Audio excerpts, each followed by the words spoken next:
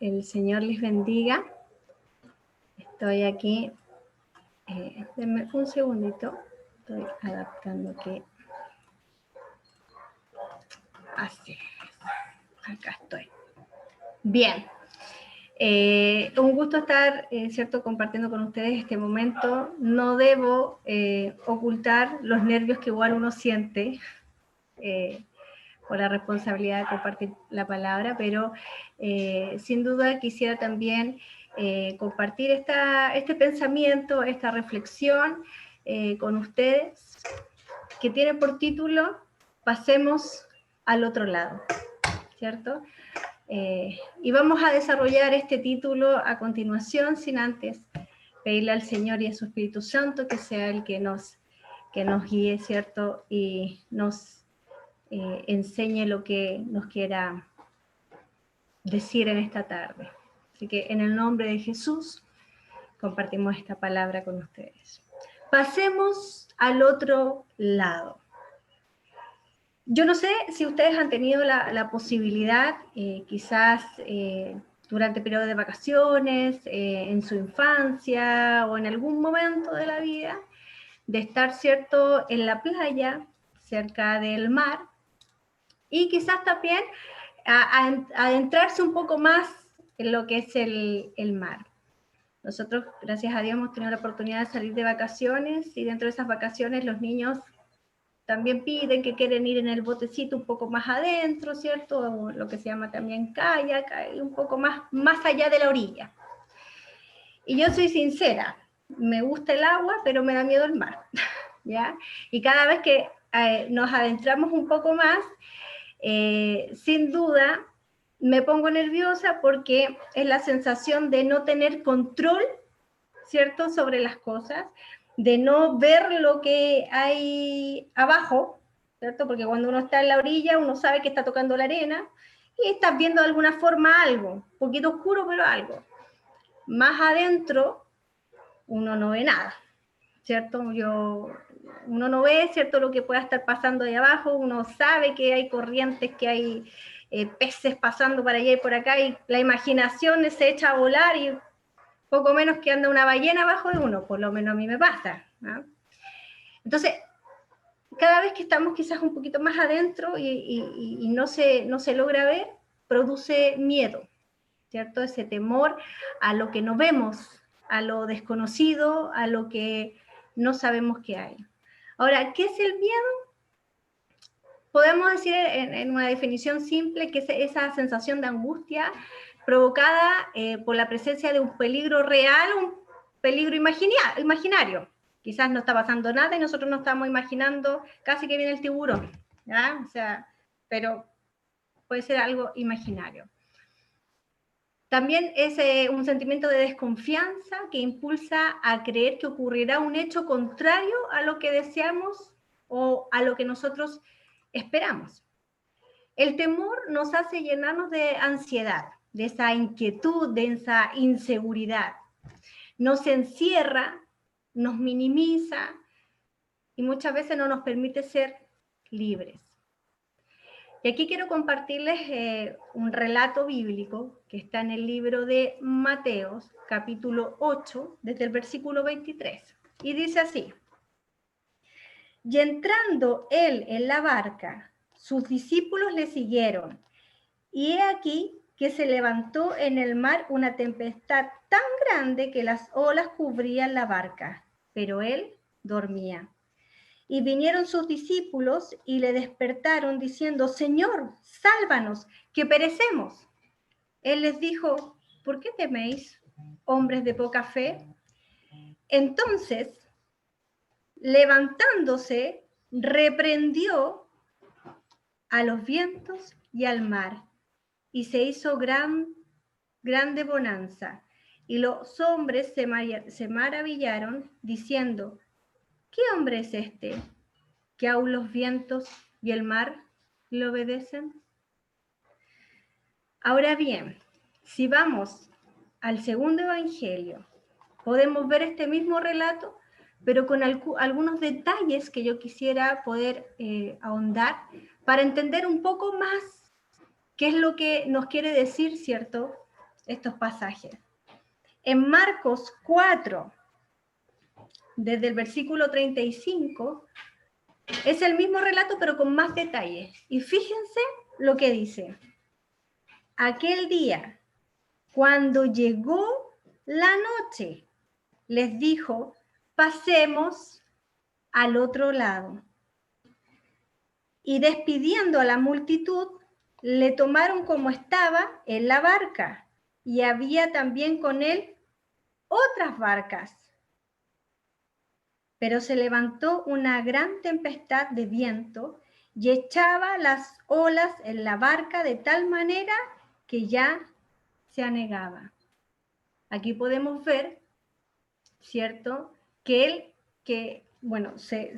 dice que acá Jesús estaba predicando, ¿cierto? Desde la barca. Por tanto, cuando ya llegó el momento de terminar la predicación, él ya se encontraba, ¿cierto? Dentro de la barca, arriba de la barca, y ya se había hecho de noche, por tanto ya tenían que partir. Y fíjense que también dicen que había más barcas alrededor. No estaba solo la barca de él y sus discípulos, sino que había más barcas. Y se hizo de noche. O sea, a mí me da temor estar en el mar de día. Imagínense de noche, donde ahí realmente uno no ve prácticamente nada. Y dice, se levantó una gran tempestad. O sea, podríamos decir que literalmente le estaba entrando, ¿cierto? El agua al bote a los discípulos. Porque estaba el mar, arrasaba con todo, ¿cierto? Les llegaba ahí el viento recio y había agua ya dentro de la barca. Y el versículo 38 dice, y él estaba durmiendo en la popa. La popa es la parte trasera del barco o de la barca, sobre un cabezal. El cabezal es una pieza, digamos, de madera que se pone que se fabrica dentro de la barca para que tiene utilidades como para poder sentarse, acomodarse, ¿cierto? Y aquí dice que Jesús estaba durmiendo sobre un cabezal. ¿Cuál es el punto que quiero destacar en este versículo? El punto es que Jesús también se cansaba. También era humano, ¿cierto? Él hacía su trabajo, pero también dormía, porque a veces se nos olvida esa parte, entre comillas, humana de Jesús. Él había estado todo el día en las labores y subiendo al barco o a la barca, decidió descansar, dormir. Y si seguimos en el relato, dice, los discípulos lo despertaron y le dijeron, Maestro, ¿no tienes cuidado de nosotros que perecemos? Recordemos que no todos los discípulos eran pescadores, no todos eran expertos. Mateo era un cobrador de impuestos. Seguramente de barcas y de barco y de pesca no sabía mucho. Habían otros que sí.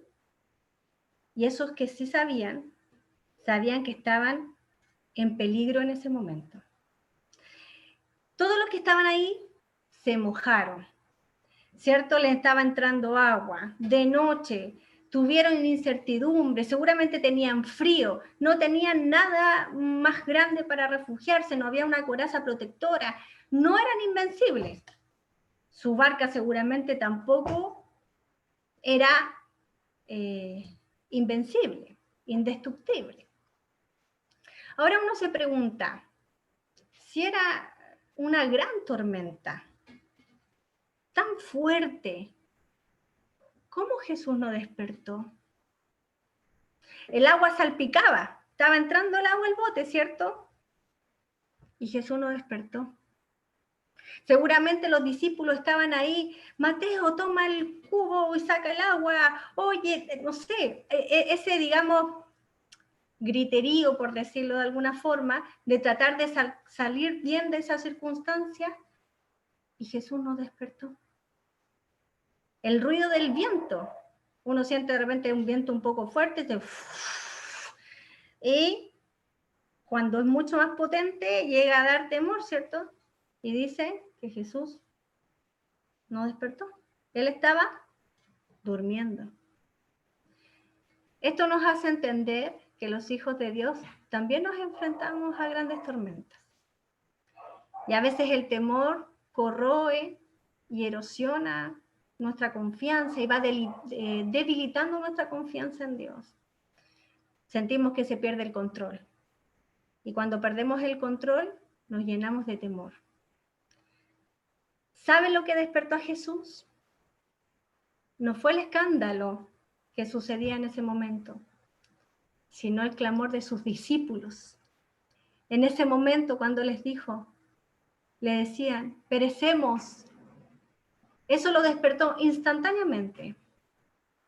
Tal como nos ha sucedido, ¿cierto?, a las mamás que podemos cuando tenemos a nuestro hijo, bueno, yo creo que cuando están grandes también, pero cuando son más pequeños, podemos estar cansadísimas, nos acostamos, puede pasar un tren por al lado nuestro y no sentimos nada, pero no es más que llore el bebé o que escuchemos mamá, ¡pum!, ¿cierto? Y saltábamos, ¡pum!, con todos nuestros sentidos a ver qué estaba pasando. En el versículo 39 nos dice, y levantándose, reprendió al viento y le dijo, calla, enmudece. Aquí hay dos puntos importantes que quisiera resaltar. Una es el poderío y la autoridad sobrenatural de Jesús. Y el segundo punto es la acción colectiva redentora de Jesús. Recuerden que no estaba solo él y una barca, sino que habían muchas barcas también alrededor. Por tanto, esa acción que él tuvo de calmar las aguas y la tormenta, no era solo para él, no era solo para sus discípulos, sino que para todas las barcas que también estaban alrededor. En el versículo 40 y en el 41 señala, ¿por qué estáis así amedrentados? ¿Cómo no tenéis fe? Quizás aquel punto no es el temor de los discípulos, porque el temor en sí no es malo, es una emoción propia del ser humano, sino que puede ser la incredulidad que ellos tuvieron. Esa incredulidad al no darse cuenta o no afirmarse en quién era Jesús y lo que Jesús les había dicho, porque Jesús ya le había dicho, pasemos al otro lado. No les dijo, tratemos de pasar, quizás lo vamos a lograr, en una de esas y la hacemos, hagamos lo posible. Él les dijo, pasemos al otro lado. Se dice que Jesús mencionó 125 oraciones en modo imperativo. El modo imperativo es un modo gramatical para expresar un mandato, una orden, ¿cierto?, una solicitud. Y se señala que 80 dicen, no temas o no te inquietes. Si vamos a algunos versículos, en Mateo 6:25 dice, por eso les digo, no se preocupen por su vida, que comerán o beberán, ni por su cuerpo, cómo se vestirán. ¿No tiene la vida más valor que la comida y el cuerpo más que la ropa? En Isaías 41:10 dice, no temas, porque yo estoy contigo. No desmayes, porque yo soy tu Dios que te esfuerzo. Siempre, siempre te ayudaré, siempre te sustentaré con la diestra de mi justicia. En Mateo 14:27 dice, pero enseguida Jesús les habló diciendo, tened ánimo, yo soy, no temáis. En Mateo 24:6-7 dice, ustedes oirán de guerras y de rumores de guerras, pero procuren no alarmarse. Es necesario que eso suceda, pero no será todavía el fin. el Señor le dice a los discípulos, ¿por qué teméis? ¿Por qué estáis así amedrentados? ¿Acaso no ves que yo estoy en la barca? En la popa, en la proa, durmiendo, da lo mismo. Lo que importa es que Él estaba presente ahí con ellos. El Señor ve y conoce nuestras tormentas. Él tiene poder para aquietar los vientos y poner bonanza en nuestras vidas. El precio pagado por nosotros fue tan grande que no permitirá que nadie nos arrebate de su mano. El Salmo 56 nos da un ejemplo. David ha sido capturado por los filisteos y comienza a tener temor, pero cambia al establecer su visión sobre su Señor y Salvador y dice, el día que temo, yo en ti confío. En Dios he confiado y no temeré.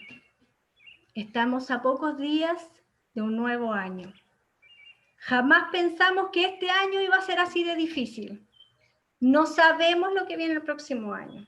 Rebrotes de inestabilidad económica, la vacuna que todos estaban tan esperanzados a lo mejor no tiene los efectos deseados ni pensados. Se vuelve a replantear esta forma de vida. No lo sabemos. ¿Qué se viene? No lo sabemos. Solo el Señor lo sabe. Pero hay una cosa que sí debemos tener clara y en la que nos debemos afirmar, que pase lo que pase, que venga lo que venga, Dios sigue siendo Dios. Y Él es soberano sobre nuestras vidas. Pasemos al otro lado. Pasemos a este próximo año confiando que nuestras vidas están en sus manos. Oramos al Señor. Dios Padre Todopoderoso, en ti está depositada nuestra confianza. Señor, ayúdanos, Padre Celestial, a no decaer, a que pase lo que pase, vengan las tormentas que vengan, Señor, nosotros estemos cimentados en la roca que eres tú, afirmados, Señor, en tu palabra, creyendo tus promesas, Señor, y confiando que tú tienes cuidado de nosotros.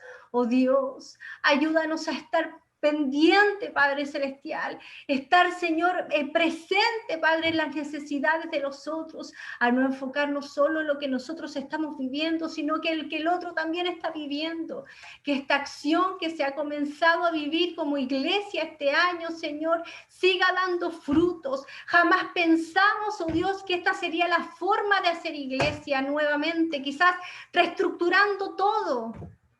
Pero tú eres un Dios de oportunidades, tú eres un Dios visionario, tú eres un Dios innovador, tú eres un Dios sin límites, Señor. Ayúdanos, Padre, a seguir en la gran comisión que tenemos, Padre Celestial, que es la principal labor. Gracias, Señor, por tu palabra. En el nombre de Jesús. Amén y amén.